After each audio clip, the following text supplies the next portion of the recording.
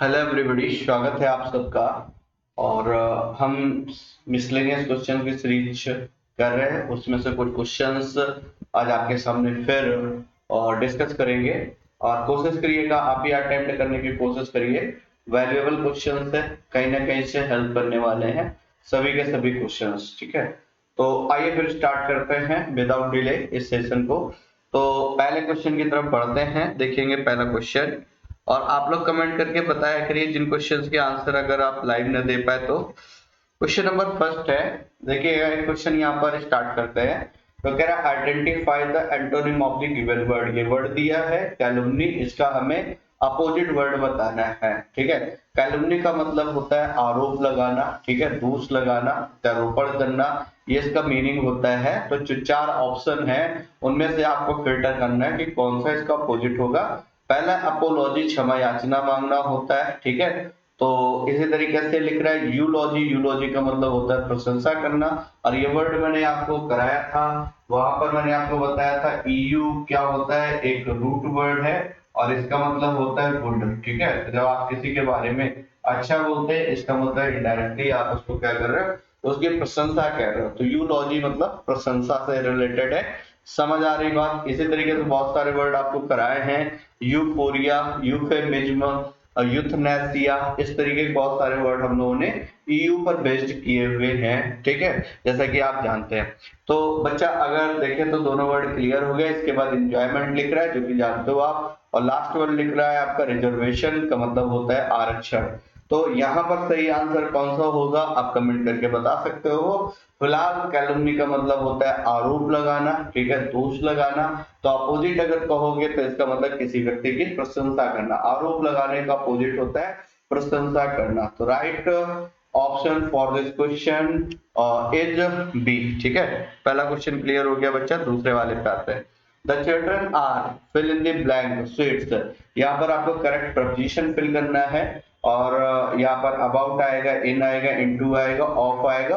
तो you know very well, बड़े अच्छे तरीके से जानते हो कि फॉन्ड के साथ जब हम बात करते हैं बच्चे फॉन्ड की, तो फॉन्ड के साथ प्रपोजिशन क्या यूज करते हैं, ऑफ का यूज करते हैं। तो फॉन्ड ऑफ, ठीक है, ये आप कर सकते हो। तो फॉन्ड ऑफ का मतलब आप जानते हो शौकीन। तो जो बच्चे होते हैं वो शौकीन होते हैं, किन चीजों के शौकीन होते हैं, स्वीट्स के शौकीन होते हैं, ये यहाँ पर कहना चाह रहा है। ठीक है, तो the children are fond of sweets. ये भी क्वेश्चन बिल्कुल आसान सा था, आप आसानी से इसका भी जवाब दे सकते थे। ठीक है, now move to next one. अगले क्वेश्चन पे चलते हैं बच्चा। ये लिख रहा है सॉलिसिट। सॉलिसिट का मतलब होता है विनती करना, प्रार्थना करना, किसी से कुछ मांगने के लिए इंट्रीट करना। ठीक है, तो ये अगर आप ध्यान से देखेंगे तो पहला वर्ड लिख रहा है इंट्रीट। इंट्रीट करने का मतलब भी होता है विनती करना, प्रार्थना करना। और इम्प्लोर करने का मतलब भी विनती करना होता है। तो ये तो सिनोनिमस वर्ड है। और अप्रोच का मतलब पहुंच होती है, तरीका भी होता है। और प्रोटेस्ट करने का मतलब होता है विरोध करना। तो इसका मतलब अगर यहाँ पर सिनोनिमस वर्ड देखोगे तो दो हैं।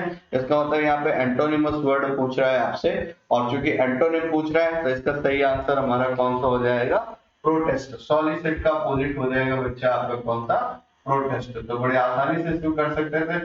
सॉलिसिट करने का मतलब विनती करना, प्रोटेस्ट करने का मतलब विरोध करना। ठीक है, गॉट इट। चलिए ये भी क्लियर हो गया। आइए बच्चा नेक्स्ट क्वेश्चन पे चलते हैं। अगला क्वेश्चन देखेंगे। On account fill in the blank his negligence we suffered a heavy loss. ठीक है, तो यहाँ पर हैवी की स्पेलिंग सही कर लीजिएगा, HEAVY होगा। तो हैवी लॉस ये लिख रहा है। तो ऑन अकाउंट के बाद क्या लगाओगे, तो ऑन अकाउंट, ये पूरा आपका फ्रेज बनता है।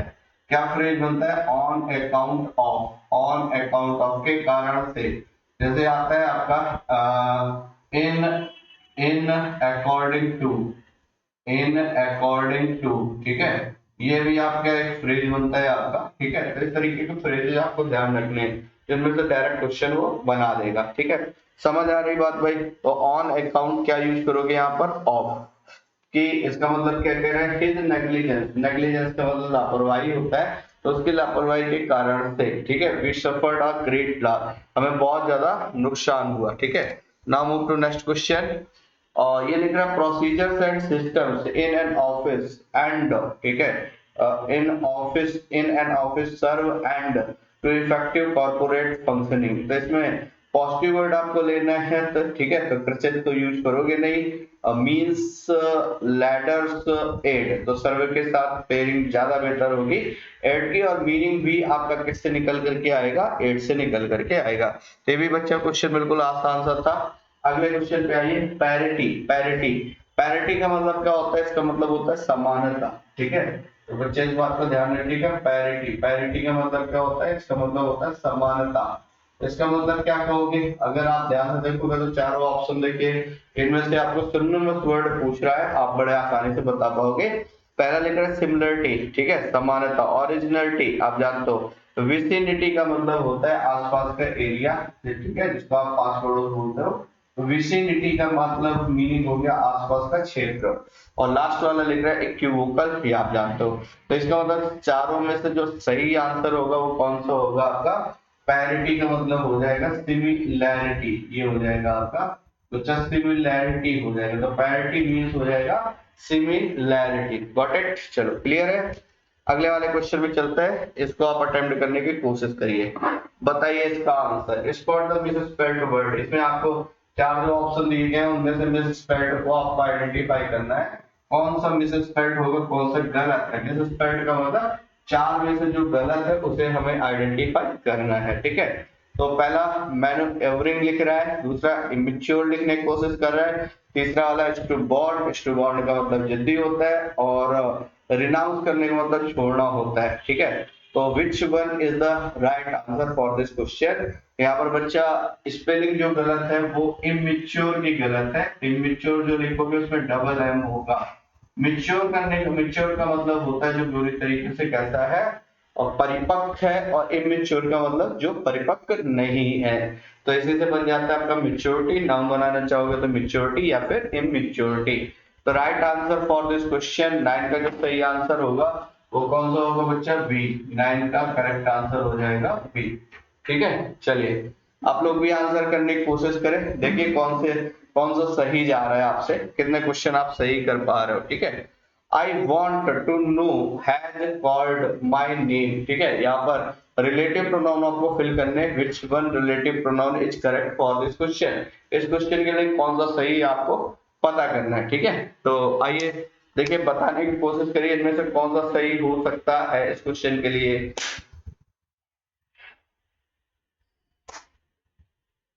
चलिए अगर आप ध्यान से देखेंगे तो बड़े आसानी से कर पाएंगे। आई वॉन्ट टू नो, देखिए क्वेश्चन ध्यान से देखिए, आसानी से आप कर पाएंगे, ठीक है। ये कुछ इस तरीके से लिख रहा है, I want to know, I want to know fill in the blank. आगे बच्चा लिख रहा है had called of my name, had called of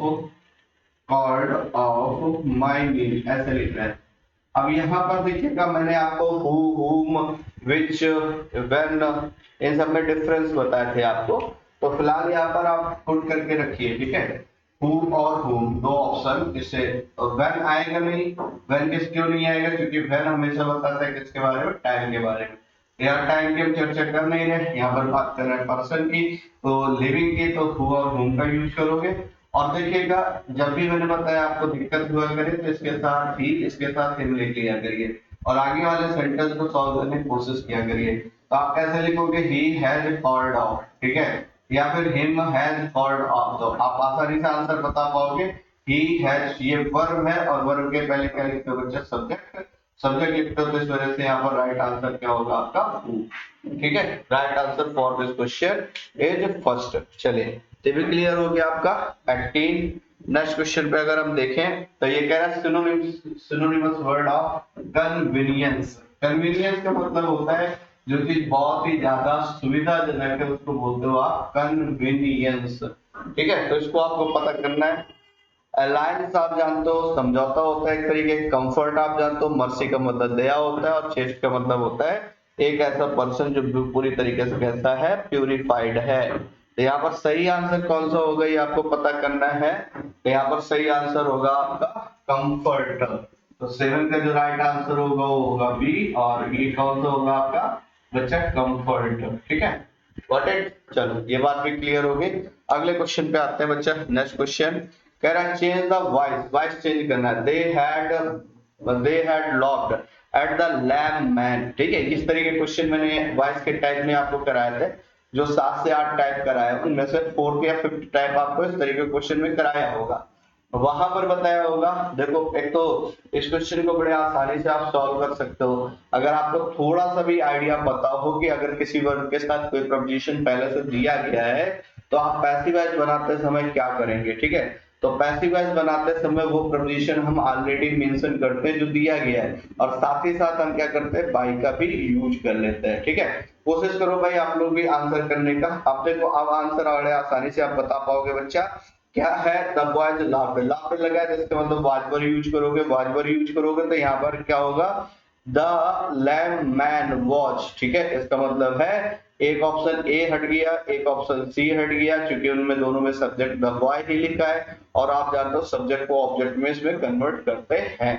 तो यहाँ पर सही आंसर आपका क्या होगा बच्चा, यहाँ पर सही आंसर होगा the lamb man was locked at by the boy. ठीक है, इसका मतलब सही आंसर होगा आपका फोर्थ का बी। फोर्थ का कौन सा सही आंसर होगा, बी। बड़े आसानी से आप कर पाओगे। गॉट इट, समझ आ रही बात भाई, बताओ आप कमेंट करें, बात क्लियर हो रही है। ठीक है, चले। The village was destroyed fire, और किस चीज से विलेज को नष्ट कर दिया गया, ये आपको बताना है। यहाँ पर क्या क्या सही प्रपोजिशन होगा, विथ होगा, फ्रॉम होगा, बाय होगा, बिकॉज होगा, ये आपको बताना है। ठीक है, तो क्या सही करोगे बच्चे, इसमें भी बिल्कुल आसान सा आंसर है आपका, डिस्ट्रैक्ट के साथ बाय लगाओगे, और इसका मतलब थर्ड का जो सही आंसर होगा वो होगा आपका कौन सा बच्चा, सी, थर्ड का सी। क्लियर है, ये बात भी क्लियर है, ओके बहुत अच्छे। नेक्स्ट क्वेश्चन पे आते हैं बच्चा, अगला क्वेश्चन बताइएगा। The children are fond of, ये पीछे कर ही चुके हो आप, फर्स्ट का जो सही आंसर होगा वो कौन सा होगा बच्चा, आपका ऑफ होगा, और आंसर नंबर कौन सा होगा, डी। फर्स्ट का डी। फॉन्ड ऑफ का मतलब शौकीन होता है, कुछ बने बनाए फ्रेजेज होते हैं उनको एज इट इज आप याद रखा करो। ठीक है, बेहतर रहता है। जैसे डिपेंड के साथ ऑन अपॉन लगाते हो, अवेयर के साथ बीवेयर के साथ ऑफ लगाते हो, ये कुछ याद रखा करो, ये बिल्कुल सीधे सिंपल सिंपल है, आपको याद ही होने चाहिए। अवेयर है, बीवेयर है, इनके साथ क्या लगाओगे बच्चा, ऑफ लगाओगे। जैसे एक आपने ये भी मैंने कराया आपको, एब्सटेन, एब्सटेन, जैसे रेफ्रेन, जैसे डिबार, जैसे स्कैप। ठीक है, इनके साथ क्या यूज करते हैं, इनके साथ यूज करते हैं हम लोग फ्रॉम। ठीक है, तो ये ध्यान रखिए, ये बिल्कुल बने बनाए फ्रेजेस याद रखोगे तो आपको और आसानी होगी। जैसे डिपेंड होता है, डिपेंड के साथ क्या लगाते हैं, ऑन या ऑन लगाते हैं। जैसे कंग्रेचुलेट होता है, ये वाला बहुत इंपॉर्टेंट है, बहुत पूछा जाता है, कंग्रेचुलेट के साथ क्या लगाते हो, ऑन लगाते हो। इसी तरीके से जैसे कंग्रेचुलेट के साथ ऑन आता है, ऐसे बच्चे कम्प्लीमेंट होता है, कम्प्लीमेंट के साथ भी ऑन आता है, तो कंग्रेचुलेट हो गया, कम्प्लीमेंट हो गया, दोनों के साथ ऑन का यूज करते हो। गॉट इट, समझ आ रही बात भाई, क्लियर। चलिए नेक्स्ट क्वेश्चन पे आते हैं बच्चा। कह रहा है form an adjective from the given word, आपको एडजेक्टिव बनाना है इस वर्ड से, और वर्ड दिया है आपका गोल्ड। बच्चा गोल्ड से एडजेक्टिव बनाओगे तो क्या बनेगा, द गोल्ड, गोल्डन, गोल्ड, गोल्डेस्ट। ठीक है, तो यहाँ पर गोल्ड का जो एडजेक्टिव होगा वो बच्चा बनेगा आपका कौन सा, गोल्डन। ना तो द गोल्ड बनेगा, ना ही गोल्डेस्ट बनेगा, ये होगा आपका गोल्डन, गोल्ड का एडजेक्टिव गोल्डन। इसका मतलब 19 का जो बनेगा वो बनेगा आपका कौन सा बच्चा, सी। 19 का करेक्ट आंसर होगा आपका कौन सा, सी। क्लियर है, चलिए नेक्स्ट क्वेश्चन पे आते हैं बच्चा। अगले क्वेश्चन में देखते हैं, स्पॉट द मिसस्पेल्ड वर्ड, गलत जो वर्ड है वो आपको आइडेंटिफाई करना है। एग्रेसिवनेस बताना है, अट्रैक्टिवनेस बताना है, मैनलीनेस बताना है, बूरिशनेस बताना है आपको। तो एनी डबल एस लगने से नाउन आता है। ये देखो क्लैरिटी जब आपकी बेहतर होगी किस चीज पे, जब भी आप क्वेश्चन सॉल्व करोगे, कौन से क्वेश्चन सॉल्व करोगे, रूट वर्ड से वो कैप पढ़ोगे, तो उससे आपको बहुत मदद मिलेगी। जैसे इसमें एनी डबल एस सभी में लगा रहा है तो आपको आइडिया लग गया कि भाई वो तो एनी डबल एस ही लिखा जाएगा। ठीक है, और एग्रेसिवनेस बिल्कुल सही लिखा है, अट्रैक्टिवनेस बिल्कुल सही लिखा है, बूरिशनेस बिल्कुल सही लिखा है, ये बीच वाला वर्ड गलत है, सी वाला। मैनलीनेस होना चाहिए या फिर मीनिंगलेस होना चाहिए, कुछ और भी हो सकता है, लेकिन ये वर्ड गलत है फिलहाल। तो 12 का जो इनकरेक्ट आंसर है वो कौन सा हो जाएगा बच्चा, वो हो जाएगा सी। तो 12 का सी। चलिए आप लोग भी कोशिश कर रहे हैं, अच्छी बात है। आइए नेक्स्ट क्वेश्चन पे चलते हैं बच्चा। 13 में क्या कह रहा है, नेक्स्ट है आपका एट, एंटोनिम ऑफ अधीर। अधीर का मतलब क्या है, ठीक है, तो इसका मतलब होता है पालन करना। तो इसका मतलब क्या है, इसका आपको एंटोनिम निकालना है, ठीक है। तो सर्व, यहाँ पर पहले वाले वर्ड में करेक्शन कर लीजिएगा, सर्व की जगह यहाँ पर लिख लीजिएगा डिसोबे। सर्व की जगह जो पहला वर्ड लिख रहा है इसकी जगह कर लीजिएगा डिसोबे, ठीक है। और बाद बाकी आप क्वेश्चन को सॉल्व करिएगा। तो अधीर मतलब पालन करना, मिसफिट आप जानते हो। नोवाइस का मतलब क्या होता है, a person who is an experienced, one who is beginner, आपने ये पढ़ा था, एनओबी न्यू को बताता है। तो एक ऐसा पर्सन जो बिल्कुल किसी फील्ड में बिल्कुल नया है, एन एक्सपीरियंस्ड है, उसी को हम लोग बोलते हैं नोवाइस। एम्पलीफाई बच्चे आप जानते हो, एम्पलीफाई करने का मतलब क्या होता है, बढ़ाना। एम्पलीफाई करने का मतलब होता है बच्चा बढ़ाना, ठीक है। एम्पलीफाई करने का, इसी से वर्ड बनता है आपका एम्पलीफायर, जो क्या करता है, वोल्टेज को बढ़ाने का घटाने का काम करता है ना। तो एम्पलीफाई करने का मतलब होता है बढ़ाना। चलो तो क्लियर है। तो फिलहाल इसका सही आंसर आप पहचाने गए होंगे, बताने की जरूरत है नहीं।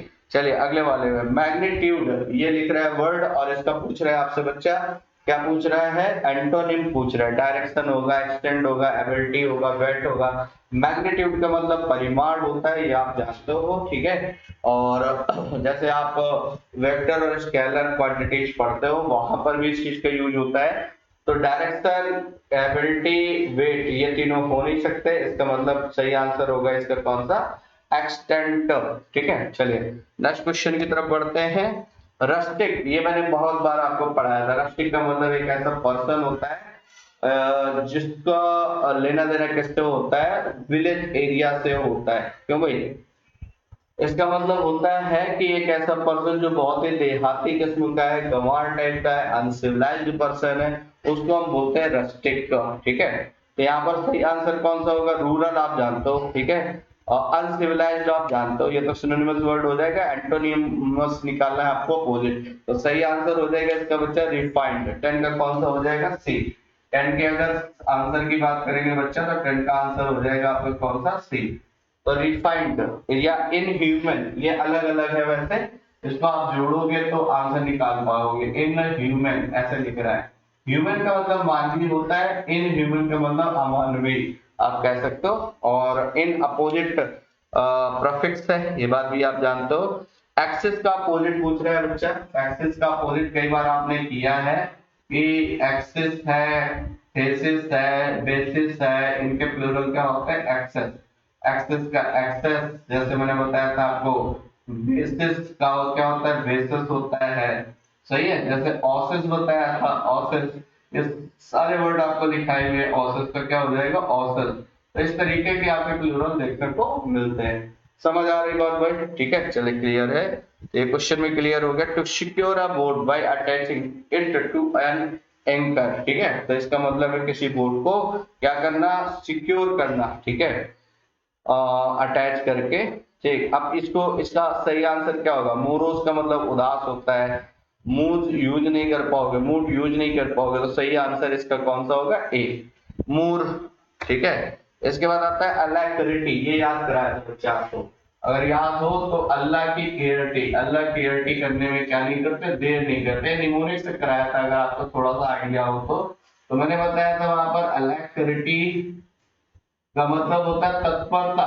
तत्परता मतलब समझ रहे हो बच्चा, इसका मतलब तेजी में, ठीक है, इसका मतलब तेजी में। तो ऑप्शन देखो जरा, हेजिटेंटली, हेजिटेट होते हुए, ईगरनेस उत्सुकता के साथ, अनविलिंगली अनिच्छा से, और लेजीनेस मतलब बहुत ही आलसीपन से, ठीक है, आलस के साथ। अलैक्रिटी का जस्ट अपोजिट कौन सा हो जाएगा, लेजीनेस हो जाएगा। 6 का हो जाएगा बच्चा डी, 6 का सही आंसर हो जाएगा आपका डी। चलिए क्लियर है, नेक्स्ट क्वेश्चन की तरफ चलिएगा। गवर्नमेंट बाय वन, ये आप जानते हो, और इसके लिए हम लोग वर्ड क्या लिखते हैं भाई, ऑटोक्रेसी। ऑटोक्रेसी का मतलब होता है the rule by one, the government by one, किसी एक व्यक्ति द्वारा किया गया शासन जो होता है वो ऑटोक्रेसी होता है। और मैंने यहीं पर आपको बताया था, अब वो पर्सन कैसा होता है, वो पर्सन हो जाता है autocratic. Most probably, most of the possibility है कि वो कैसा हो जाएगा, तानाशाह टाइप का व्यक्ति हो जाएगा, तो उसको बोलते हैं हम लोग ऑटोक्रेटिक। चलिए तो यहाँ पर आपका सेशन होता है बच्चा एंड। मेरे ख्याल से आपने चीजों को थोड़ा सा समझा होगा, और यहाँ पर आंसर करने की आप कोशिश जरूर करते रहिए। और सभी लोग सेशन को अटेंड जरूर करें ताकि आपको बेनिफिट मिल सके इन सभी सेशन से।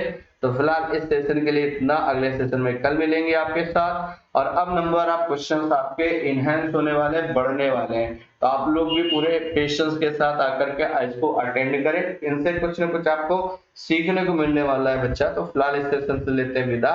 तो thank you class, take care, good night, bye bye.